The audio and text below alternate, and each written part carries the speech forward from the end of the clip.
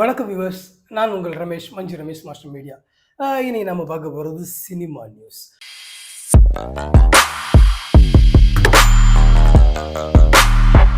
அதாவது ரெட்ரோ. கோபம் கம்மி பண்ணுது. என் அப்பாவோட வேலை பார்க்கறத நீயோட விடுது. ரெட் கலர் டிஷர்ட் போட்டுருக்கு. ரெட்ரோ அதாவது நம்மளுடைய சூர்யா சாரோட அப்கமிங் மூவி. கார்த்திக் சுப்ராஜ் அவர்கள் வந்து டைரக்ட் பண்ணியிருக்காரு. இந்த ரெட்ரோ மூவியோட டைட்டில் ப்ளஸ் டீசர் வந்து ரிலீஸ் பண்ணியிருந்தாங்க. அதை பற்றின ரிவ்யூ தான் இது. என்னென்னா உண்மையிலே நல்லா இருந்துச்சுங்க.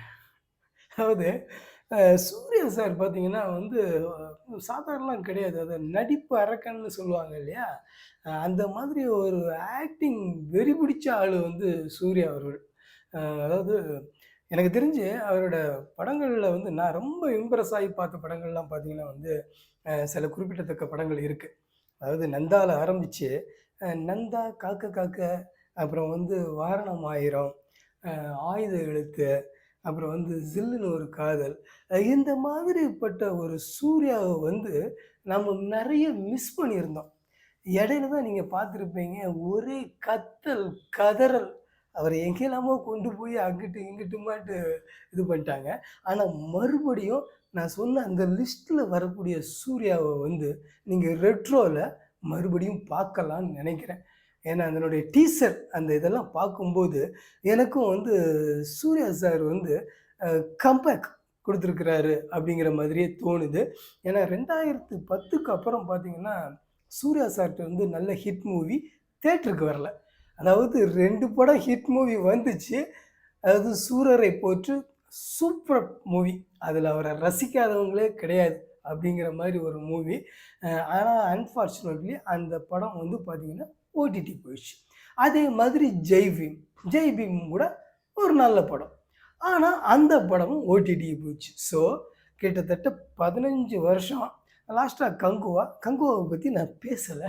ஏன்னா அது ஏதோ ஒரு கணக்கில் வந்து ஏதோ ஒரு மிஸ்ஸிங்கான ஒரு படம். ஏன்னா சிறுத்தை சிவா வந்து பார்த்திங்கன்னா விஸ்வாசம் மாதிரி சூப்பர் ஹிட் படம்லாம் கொடுத்தாரு. அதுமாரி அவரோட சிறுத்தை படம்லாம் கூட ரொம்ப நல்லாயிருக்கும். ஆனால் வந்து இந்த படம் கங்குவா வந்து டோட்டலி அது வேறு மாதிரி ஆகிப்போச்சு. சரி, அதை விட்டுருங்க. ஆனால் கிட்டத்தட்ட 2010லேருந்து கிட்டத்தட்ட 15 வருஷத்துக்கு அப்புறம் மறுபடியும் ரெட்ரோ வந்திருக்குது. சில காட்சிகள் வந்து ரெட்ரோவில் பார்க்கும்போது அந்த டைலாக் டெலிவரியிலேருந்து அவரோட பெர்ஃபார்ம்லேருந்து எல்லாத்துலேயுமே பார்த்திங்கன்னா சூப்பரப்பாக அப்படி ஒரு செட்டில்டு ஆர்டிஸ்ட்.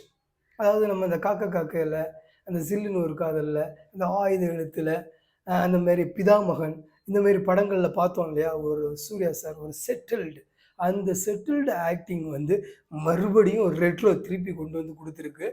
அதுக்கு வந்து கார்த்திக் சுப்ராஜ் சாருக்கு வந்து ஒரு வாழ்த்துக்களை தெரிவிச்சுக்கிறேன். ஏன்னா சூர்யா மாதிரி ஒரு ஆக்டர் வந்து நமக்கு எங்கேயுமே மிஸ் ஆகிடக்கூடாது. அவர் வந்து மறுபடியும் ஃபார்முக்கு வந்திருக்கிறாரு. நீங்கள் அவரை ஃபார்முக்கு கொண்டு வந்திருக்கிறீங்க. ரெட்ரோ மிகப்பெரிய வெற்றி அடையும் அப்படின்னு சொல்லி நம்புகிறேன். பார்ப்போம், வெயிட்டிங். நன்றி. சிரிக்க சந்தோஷமா இருக்க முயற்சி பண்ணுது.